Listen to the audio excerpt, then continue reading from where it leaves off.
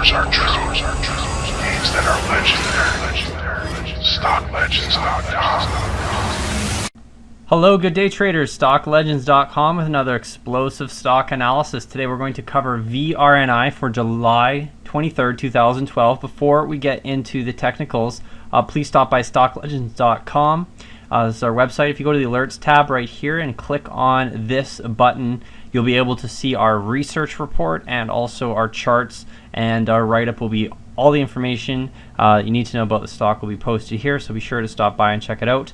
And also you can sign up for our free newsletter by entering your name and email address, and also texting 411-247 to Legends, and you'll subscribe to our email alerts. Okay, taking another look at the technical chart here. Let's just bring it back up.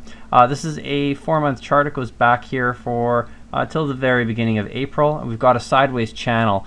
So basically we've depicted, you can see the stock was trading up in the higher range over a penny, and then we had a bit of a pullback here, and it's basically been moving in this sideways channel. We've got resistance here at around the 007 to 008 area, and from about 004 looks like to be our long-term support. So we've been in this sideways channel here for a number of months. We've kind of been bouncing in between it. Now I want to point into particular attention here to the gray lines.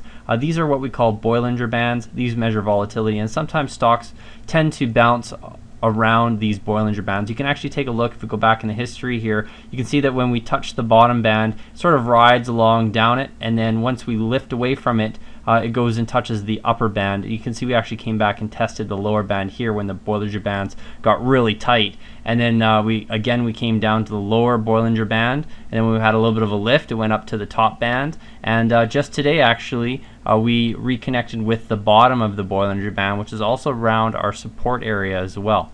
So it looks like we've had a pullback today, down 26 to 27%, but we've come back down to our support level and we've held it.